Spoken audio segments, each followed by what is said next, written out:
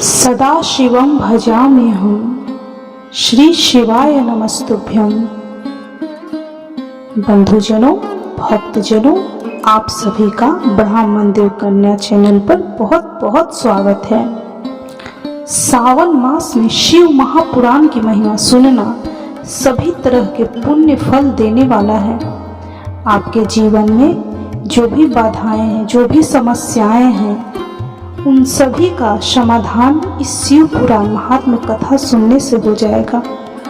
बंधुजनों, भक्तजनों, यदि आप इस कथा महात्म्य को ध्यान पूर्वक एकाग्रचित होकर सुनते हैं या शेयर करके किसी और को भी सुनाते हैं, आपके जीवन में सुख, शांति और समृद्धि होगा। भगवान महाकाल, महाकालेश्वर शिव जी, महादेव आपकी सभी दुखों का, सभी समस्याओं का अंत करेंगे। तो भक्तजनों, बंधुजनों, चलिए शिव महापुराण की कथा शुरू करते हैं। आज हम शिव महापुराण के श्री रुद्र संहिता तृतीय खंड का 25वें अध्याय का श्रवण करेंगे। अब तक आपने सुना कि शिव जी ने सप्त ऋषियों को माता पार्वती की तपस्या की परीक्षा लेने के लिए भेजा।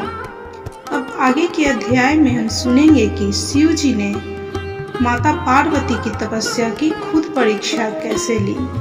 तो चलिए कथा शुरू करते हैं। बोलिए ओम नमः शिवाय, ओम नमः शिवाय, ओम नमः शिवाय। ब्रह्मा जी बोले, हे मुनि श्रेष्ठ नारद, सप्त ऋषियों ने पार्वती जी के आश्रम से आकर त्रिलोकीनाथ भगवान शिव को वहां का सारा वृतांत सुनाया।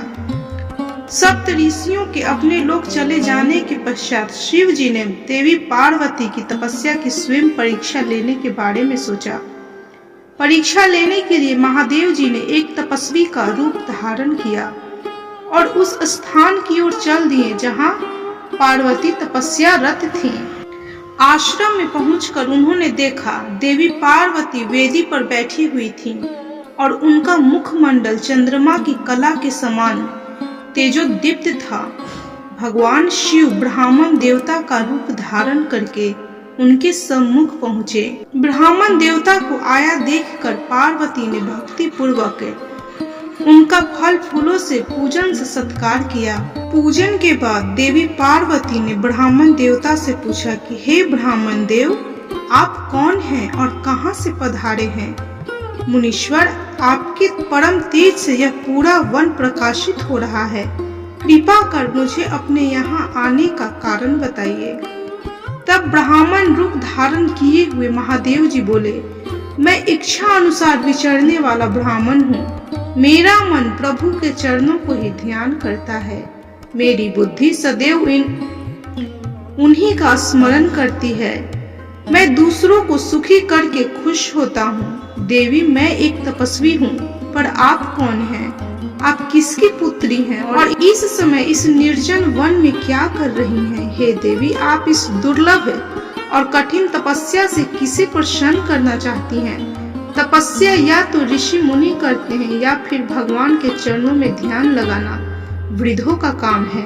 भला इस तरुणा अवस्था में घर के ऐसो आराम को त्याग कर ब्रह्मचर्य का पालन करती हुई तपस्विनी का जीवन जी रही हैं।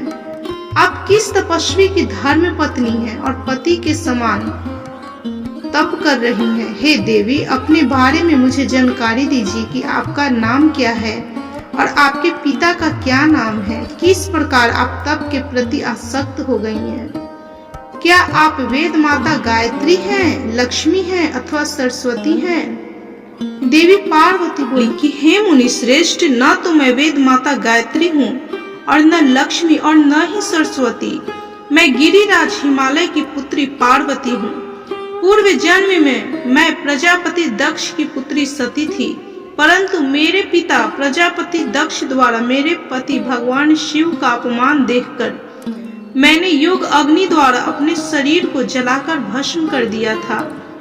इस जन्म में भी मैं प्रभु शिव शंकर की सेवा करने का मुझे अवसर मिला था। मैं नियम पूर्वक उनकी सेवा में व्यस्त थी, परंतु दुर्भाग्य से कामदेव के चलाए गए बाण के फलस्वरूप शिव जी को क्रोध आ गया और उन्होंने कामदेव को अपने क्रोध की अग्नि से भस्म कर दिया और वहां से उठकर चले गए। उनके इस प्रकार चले जाने से मैं पीड़ित होकर उनकी प्राप्ति का प्रयत्न करने हेतु तपस्या करने गंगा के घाट पर चली आई हूँ। यहाँ मैं बहुत लंबे समय से कठोर तपस्या कर रही हूँ ताकि मैं शिव जी को पुनः पति के रूप में प्राप्त कर सकूं, परंतु मैं ऐसा करने में सफल नहीं हो सकी हूँ। मैं अभी अग्नि में प्रवेश करने ही वाली थी कि आपको आया देखकर ठहर गई। अब आप जाइए, मैं अग्नि में प्रवेश करूंगी, क्योंकि भगवान शिव ने मुझे स्वीकार नहीं किया है। ऐसा कहकर देवी पार्वती उन ब्राह्मण देवता के सामने ही अग्नि में समा गईं। ब्राह्मण देव ने उन्हें ऐसा करने से बहुत रोका, परंतु देवी पार्वती ने उनकी एक भी बात नहीं सुनी और अग्नि में प्रवेश कर लिया। परंतु देवी पार्वती की तपस्या के प्रभाव के फलस्वरूप वह धधकती हुई अग्नि एकदम ठंडी हो गई। सहसा पार्वती आकाश में ऊपर की ओर उठने लगी। तब ब्राह्मण रूप धारण किए हुए भगवान शिव हंसते हुए बोले कि हे देवी, तुम्हारे शरीर पर अग्नि का कोई प्रभाव न पड़ना तुम्हारी तपस्या की सफलता का ही सूचक है, परंतु तुम्हारी मनोवांछित इच्छा का पूरा न होना तुम्हारी असफलता को दर्शाता है। अतः देवी, तुम ब्राह्मण से अपनी तपस्या के मनोरथ को बताओ। शिव जी के इस प्रकार पूछने पर उत्तम व्रत का पालन करने वाली देवी पार्वती ने अपनी सखी को उत्तर देने के लिए कहा। उनकी सखी बोली कि हे साधु महाराज, मेरी सखी गिरिराज हिमालय की पुत्री पार्वती हैं। पार्वती का अभी तक विवाह नहीं हुआ है। ये भगवान शिव को ही पति रूप में प्राप्त करना चाहती हैं। इसी के लिए वे 3000 वर्षों से कठोर तपस्या कर रही हैं। मेरी सखी पार्वती ब्रह्मा, विष्णु और देवराज इंद्र को छोड़कर पिनाक पाणी भगवान शंकर को ही पति के रूप में प्राप्त करना चाहती हैं। इसलिए ये मुनि नारद की आज्ञा के अनुसार कठोर तपस्या कर रही हैं। देवी पार्वती की सखी की बातें सुनकर जटाधारी तपस्वी का वेश धारण किए हुए भगवान शिव हंसते हुए बोले, देवी, आपकी सखी ने जो कुछ मुझे बताया है मुझे परिहास जैसा लगता है। यदि फिर भी यही सत्य है तो पार्वती आप स्वयं इस बात को स्वीकार करें और मुझसे इस बात को कहें। पार्वती बोली कि हे जटाधारी मुनि, मेरी सखी ने जो कुछ भी आपको बताया है वह बिल्कुल सत्य है। मैंने मन, वाणी और क्रिया से भगवान शिव को ही पति के रूप में वर्ण किया है। मैं जानती हूँ कि महादेव जी को पति रूप में प्राप्त करना बहुत ही दुर्लभ कार्य है, फिर भी मेरे हृदय में और मेरे ध्यान में सदैव वे ही निवास करते हैं। अतः उन्हीं की प्राप्ति के लिए ही मैंने इस तपस्या के कठिन मार्ग को चुना है। यह सब ब्राह्मण को बताकर देवी पार्वती चुप हो गईं। उनकी बातों को सुनकर ब्राह्मण देवता बोले कि हे देवी, अभी कुछ समय पूर्व तक मेरे मन में यह जानने की प्रबल इच्छा थी कि आप क्यों कठोर तपस्या कर रही हैं, परंतु देवी, आपके मुख से यह सब सुनकर मेरी जिज्ञासा पूरी तरह शांत हो गई है। देवी, आपके किए गए कार्य के अनुरूप ही इसका परिणाम होगा, परंतु यदि यह तुम्हें सुख देता है तो यही करो। यह कहकर ब्राह्मण जैसे ही जाने के लिए उठे, वैसे ही देवी पार्वती ने उन्हें प्रणाम करके बोली कि हे विप्रवर, आप कहाँ जा रहे हैं? कृपया कुछ देर यहाँ ठहरिए और मेरे हित की बात कहिए। देवी पार्वती की ये बातें सुनकर साधु का वेश धारण किए हुए भगवान शिव वहीं ठहर गए और बोले कि हे देवी, यदि आप वाकई रोक कर मुझसे अपने हित की बात सुनना चाहती हैं, तो मैं आपको अवश्य ही समझाऊंगा, जिससे आपको अपने हित का स्वयं ज्ञान हो जाएगा। देवी, मैं स्वयं भी महादेव जी का भक्त हूँ, इसलिए उन्हें अच्छी प्रकार से जानता हूँ। जिन भगवान शिव को आप अपना पति बनाना चाहती हैं, वे प्रभु शिव शंकर सदैव अपने शरीर पर भस्म धारण किए रहते हैं। उनके सिर पर जटाएं हैं, शरीर पर वस्त्रों के स्थान पर वे बाघ की खाल पहनते हैं और चादर के स्थान पर वे हाथी की खाल ओढ़ते हैं।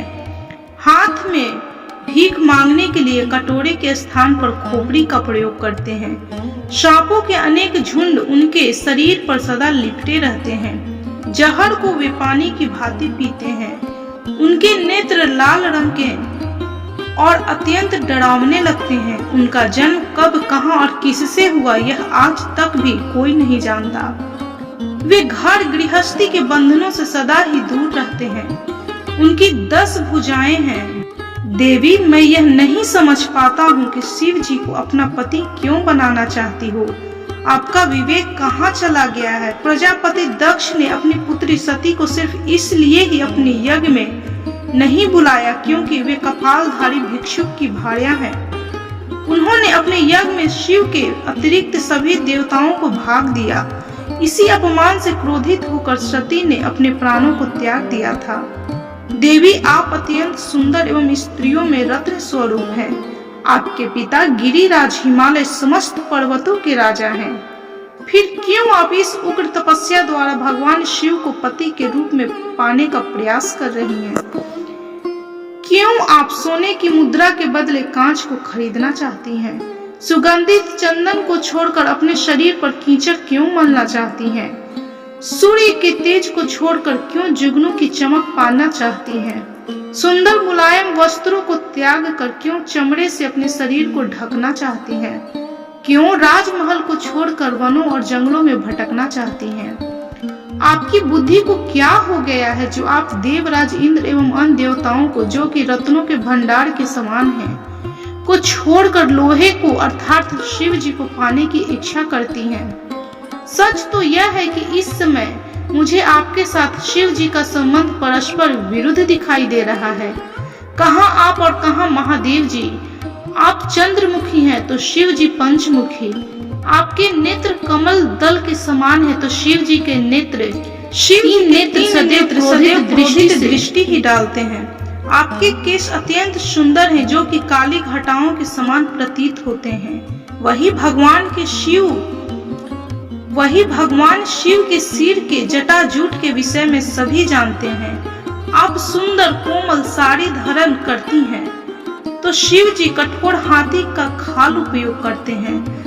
आप अपने शरीर पर चंदन का लेप करती हैं तो वे हमेशा अपने शरीर पर चिता की भस्म लगाए रखते हैं।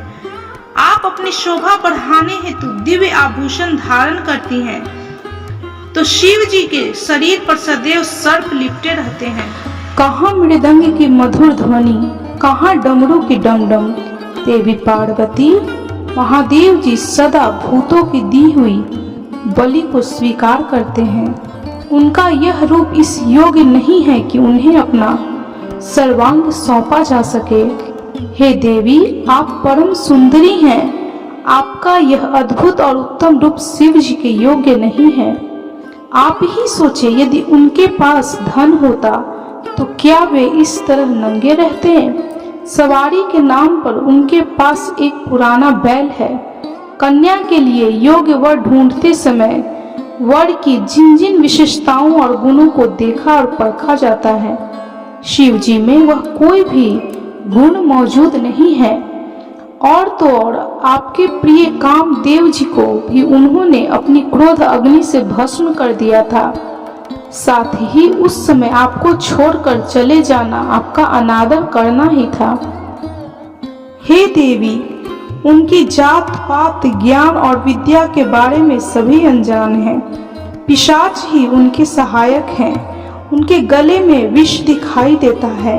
वे सदैव सबसे अलग थलग रहते हैं। इसलिए आपको भगवान शिव के साथ अपने मन को कदापि नहीं जोड़ना चाहिए।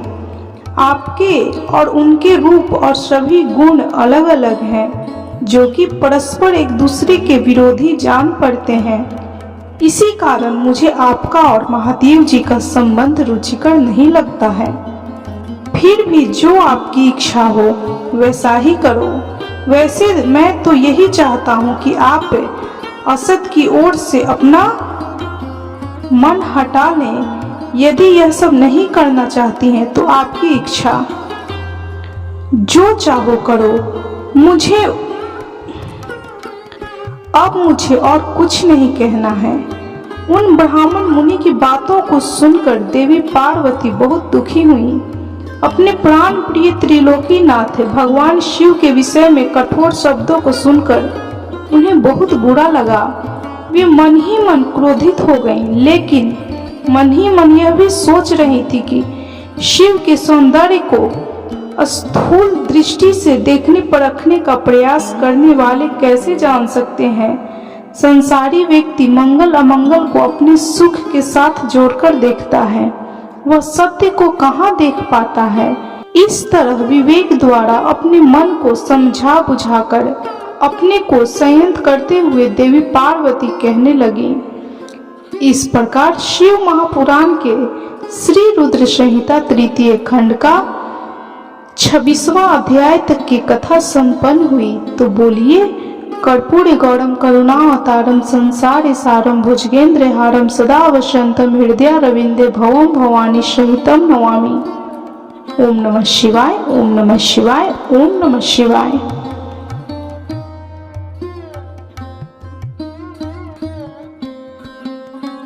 आप भी इस शिव भक्ति की कथा अवश्य सुने। इस कथा को सुनने से आपके मन की जो भी मनोरथें होंगी भगवान पूर्ण करेंगे। आपके जीवन की सभी समस्याओं का भगवान शिव महाकालेश्वर समाधान करेंगे।